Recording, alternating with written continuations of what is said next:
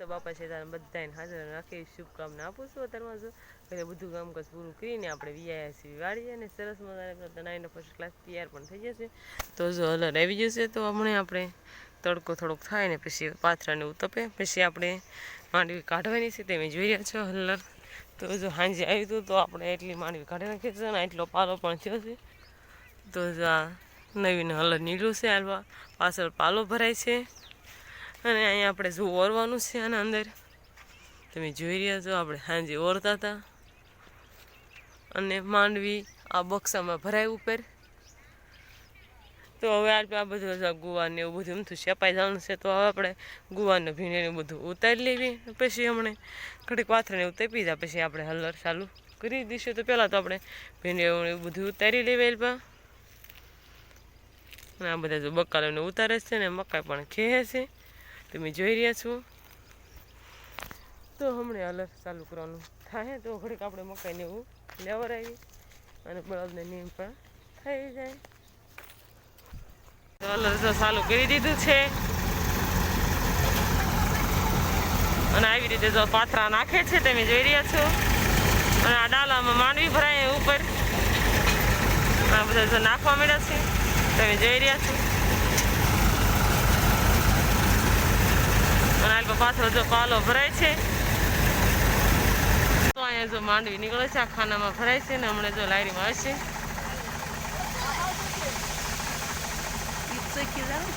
તમે જોઈ રહ્યા છો.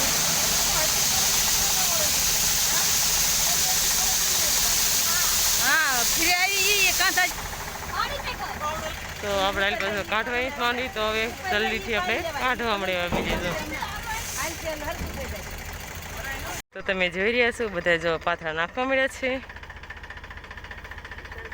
તો આટલી માંડવી રહેશે તો આપણે કાંઈ ને કાં નીકળી જશે. આપણે પણ પાથરા નખાવીએ છીએ બધા નાખી રહ્યા છે. તો તમે જોઈ રહ્યા છો પાલો ઠલવાઈ રહ્યો છે. અમારા સંજયભાઈ અહીં બેઠા છે ત્યાં માંડવી બધી ભરાય છે ખાનામાં આ બધો પાલો ઠલવી રહ્યા છે અને આ ખાનામાં માંડવી છે.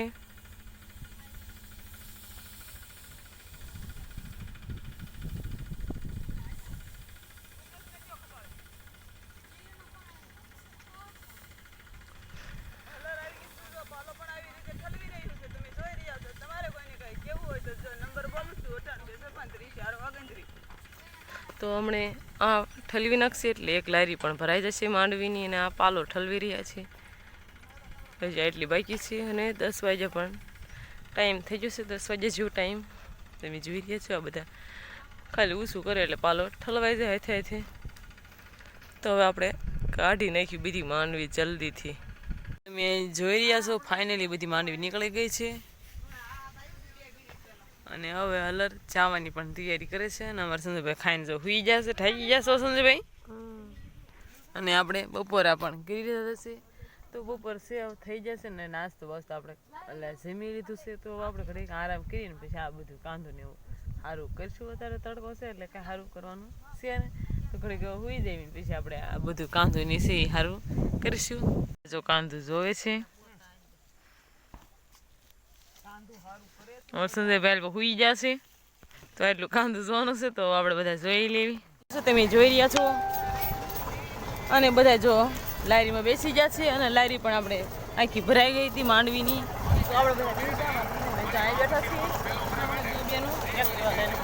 તો આપણે ટ્રકમાં બેસી જશે તો હવે આપણે જવા દેવી અને એ બધું માંડવી કાઢી નાખી છે ને પાથરા પણ થઈ જશે ને. જો નજારો તમે જોઈ રહ્યા છો નજારો કેવો સરસ મજાનો છે.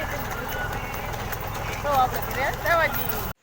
તો આપણે જો ક્યારના વાડીથી ઘરે પણ વી આવ્યા છે તો અમારા કોઈ બી બેન દીવડા કરી રહ્યા છે ધાબા પર.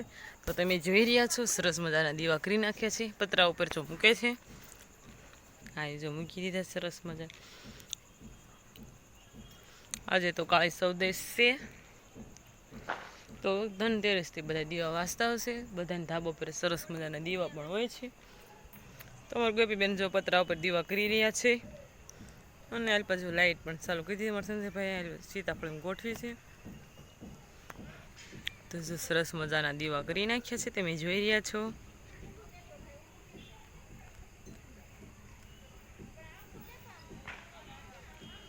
અત્યારે બધાને ધાબા પર દીવા સરસ મજાના મૂક્યા જ હોય છે.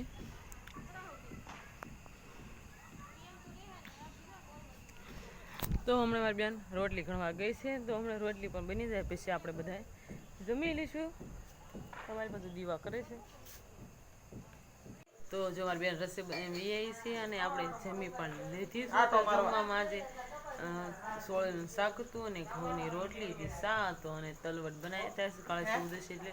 તો આપણે જમી લીધું છે. તો આજનો વ્લોગ આપણે અહીંયા પૂરો કરીએ છીએ. પસંદ આવ્યો તો લાઈક, શેર અને સબસ્ક્રાઈબ કરી નાખજો.